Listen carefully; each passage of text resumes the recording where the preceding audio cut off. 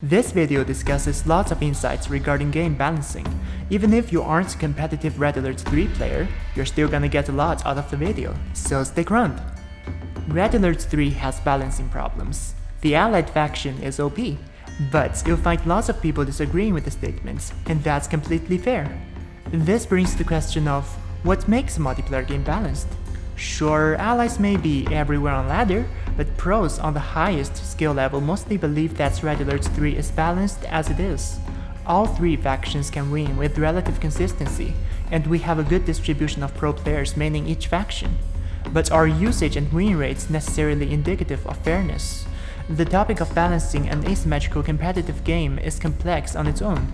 I am a game designer. Today I will shed light on general principles of game balancing and discuss a more obscure game theory people don't tend to consider when evaluating a game's balance: the prisoner's dilemma. Before we start, I don't want anybody belittling the geniuses who made Red Alert 3. Player behaviors are almost impossible to predict, and many things are unforeseeable during a game's development. The devs had done a splendid job creating a unique competitive RTS experience, given the little time they had and how quickly the game was abandoned by the studio post-launch. When balancing a game, you typically have two approaches: transitive and intransitive balancing. Transitive mechanics are the most intuitive and obvious. It describes how powerful a character objectively is. To measure that power, we consider a game character's cost and benefits. A character's cost is determined by their literal price, build time, and even sunk costs of other in-game assets you must acquire before unlocking the character. The benefits a character provides could be their damage output, damage type, range, etc. As you can see, some of those concepts are rather abstract, but there are ways to assign numeric values to each conceivable factor of costs and benefits, hence mathematically approximating how powerful a character would be in theory. With the cost-to-benefit ratio of each character calculated, you can chart out the cost curve for a given game. Any characters above the curve are OP, while any characters below the curve needs buffs. These are taken straight out of a college test I did, by the way. The professor was a known hard grader and I got 100 for this. Yeah. As you can see from this simplified cost curve, most Red Alert 3 infantries stick pretty close to a curve. The devs definitely did their math. You'll notice that, curiously, allied units tend to fall below the curve in terms of stats. Oh my, our allies actually underpowered. It is worth noting that this simplistic analysis only took fixed benefits into consideration. Meanwhile, there are situational benefits excluded from this calculation. For instance, allied peacekeepers deal splash damage in a straight line.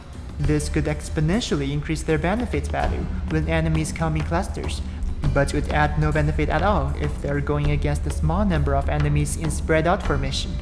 As you can see, it is much harder to assign number to situational benefits. Consider that peacekeepers also deal more damage depending on their distance to the targets, perform a knockdown attack at point-blank range, and have the right shield ability, which allows a well-microed peacekeeper squadron to take on an army twice their size. Not to mention their versatility, as they do good structure and anti-armor damage. A highly skilled player can take full advantage of these situational benefits and elevate allied units far above the cost curve. This is part of what gives Red Alert 3 its tremendous spectator value. Meanwhile, it is understandable that casual players almost all perceive allies as an underpowered faction. Allied units provide low fixed benefits and massive situational benefits, which are no good unless you make use of them. To nerf a character in the transitive sense, we either increase the character's cost or decrease its benefits. There's art in choosing between the two approaches, and sometimes you go for a little bit of both. For general gamers, the term overpowered refers to characters that are viable and dominant in the meta. Overpowered means very different things to a game designer though. It describes the situation where a character provides such a tremendous amount of benefits that increasing their cost would be a poor approach. To quote the book Virtue Economies by Willy Lechtenwete, some objects are just too powerful to exist in the game at any cost. If an object has an automatic I win you lose effect, it would have to have such a high cost that it would be essentially unobtainable. In such cases, we say it is overpowered. That is, that the level of benefits must be reduced, and that a single cost increase is not enough to solve the problem. Gigafortress from Red Alert 3 Uprising is a prime example of being overpowered. It is a trash unit that nobody uses, but if somehow someone is able to pay off its production cost equivalent to 2.5 psionic decimators, they pretty much just won the game.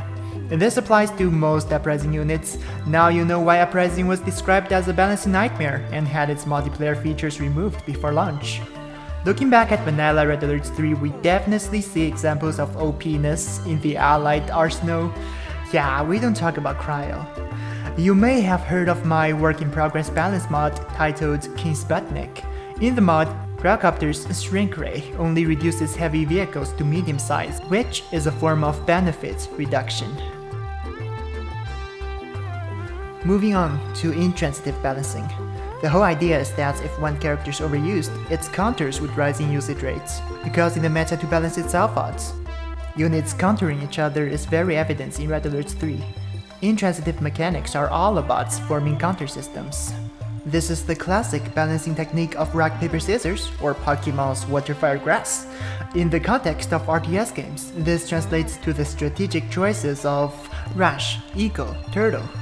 If I see an opponent dump all their money into fortifying their base, I can punish their turtling by rapidly expanding my economy. If I scouted my opponents expanding, I can immediately rush them while they're lacking in adequate defense. This counter system ensures that in any given situation, a player can make intentional choices to counteract their opponent's move. Sadly, this does not always apply to Red Alert 3's allies. Now comes the prisoner's dilemma, the biggest culprit behind allies' oppressiveness. Some of you may be saying, but the prisoner's dilemma has to do with interpersonal cooperation inside a variable sum economy. What's it got to do with balancing an RTS? You've probably already heard about the prisoner's dilemma somewhere on YouTube. But for those who haven't, here's the gist of it. Say there are two allied spies who got caught by the Soviets because they were kinda sus. They haven't got the chance to bribe APOC tanks yet, so there's no evidence to convict them. So the Galaxy Brain Sputnik decides to give each spy an offer. If a spy defects and confesses what they were up to, that spy would be released while his partner gets imprisoned for 10 years. If both spies defect and tell on each other, both of them would get locked up for 2 years. But if the two spies decide to cooperate with each other and keep their secrets, no evidence would have come out against them. So both of them can only be sentenced to 1 year in prison. The prisoner's dilemma is a tool commonly used in game theories to examine player choices. Here's how both spies' choices in combination affect each other's sentences. Put yourself in the blue spy's position. The obvious choice here is to defect. Worst case scenario, the orange spy also defects, and you get a 2-year sentence. Not too bad. But you might just get away for free. Let's convert the chart into the favorability of each outcome. Defecting is the optimal strategy here. If you opt to defect, there is not one scenario where the other person can bestow the worst outcome onto you. If the blue spy chose to defect, the orange spy cannot pull off a hard counter to blue's choice. Orange could cooperate and lose big time. The best case scenario for orange is only a soft counter to get even. The problem with RE3's balance is that allies are always playing the defector. Most allied builds are the equivalent of defecting in the prisoner's dilemma. If I was playing as Empire and I scout out one Vindicator and one Apollo from the allies, that's screaming Cryo Rush. If I don't build turrets near my refineries right this instant, a Cryocopter's gonna fly in and I'm dead. If I saw another Vindicator being produced, it's not a Cryo Rush, it's Vindicator spam. I have to get Mega Bay up with no delay for Tengus, or the Vindicators will bomb down all my power plants. Game over. In either scenario, the allied build is the defect move. There is only one possible strategy at their opponent's disposal, to at least secure an equal winning chance. There is not a hard counter that punishes the allied's build, and if I did anything other than following the one survival strategy, I'd lose then and there. The two allied builds I mentioned are not the only examples of prisoner's dilemma here. If allies move their MCV to turret push my base, I have to mass produce warriors while researching tier 2 for tsunami tanks and hope for the best. If the allies got naval opener into the Riptide Javelin combo, I better not be expanding or taking up. My whole base would get obliterated in seconds unless I built Mega Base straight away. Micro my tangles really well, and they have a bunch of warriors to hold the javelin stack. This does not just apply to Empire either. Say the Allies go fast airfield against Soviets. Soviets may have other options like dual barracks, conscript spam, or mass flag troopers, but building bullfrogs benefits them in the long run. Therefore, when Allies rush for air, Soviet players get War Factory into bullfrogs 90% of the time. If you don't, Vindicators are sure to camp your productions before overrunning your base.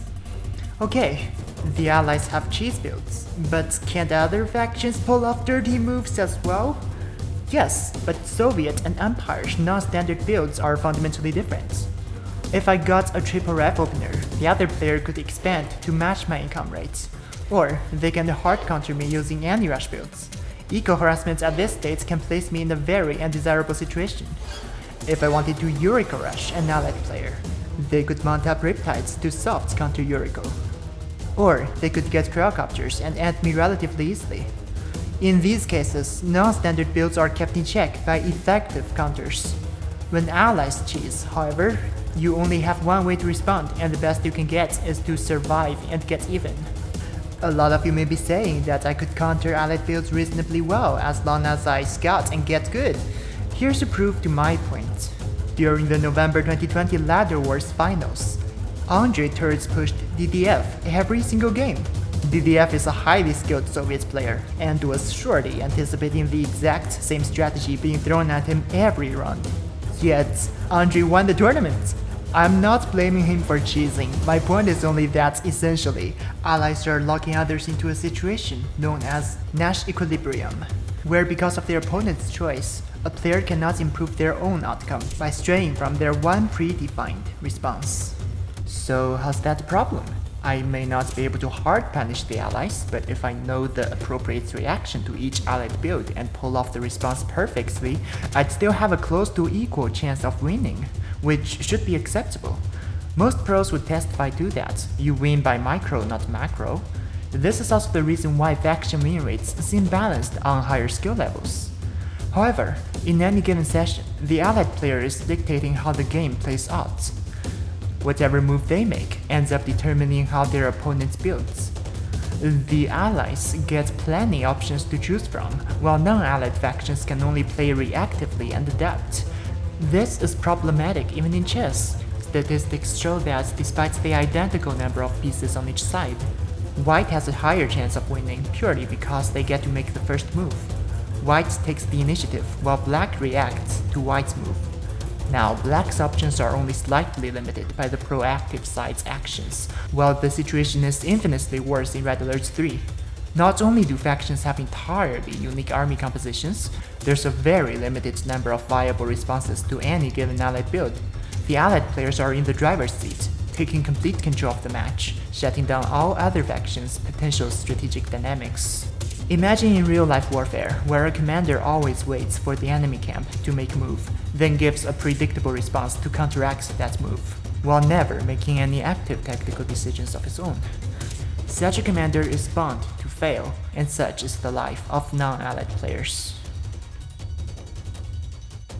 This may all sound pretty bad, but it gets worse. There's a game show called Golden Boss, in which contestants get to participate in what's essentially a prisoner's dilemma scenario.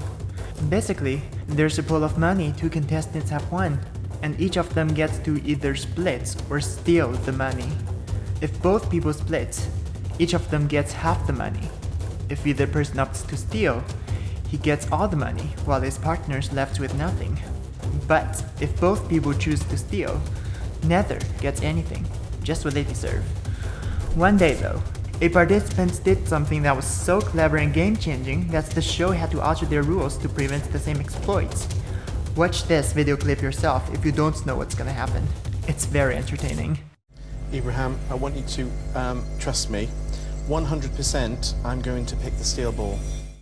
So this dude straight up said he was gonna steal first, then split the money with the other person after the show. This ensured that his opponent was guaranteed to split, because the second guy's only chance of getting any money at all was to let the steal happen. After limiting his opponent's options, Making sure the second guy couldn't betray him, the smart guy revealed his choice to actually be split. Moves like this would definitely cause issues in Red Alert 3. Think about it. While allies play by the rule of Prisoner's Dilemma, other faction builds still fall under a traditional counter system.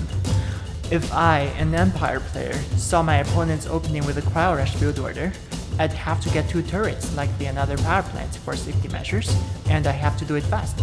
Then, what if the allies don't follow through with a Cryo Rush? I just threw away $2,400 for nothing, while they can easily transition into another build that annihilates my turtling. Non-allied factions are vulnerable to exploitations because they can be forced into a particular, predictable build. This isn't just me saying in theory it could happen.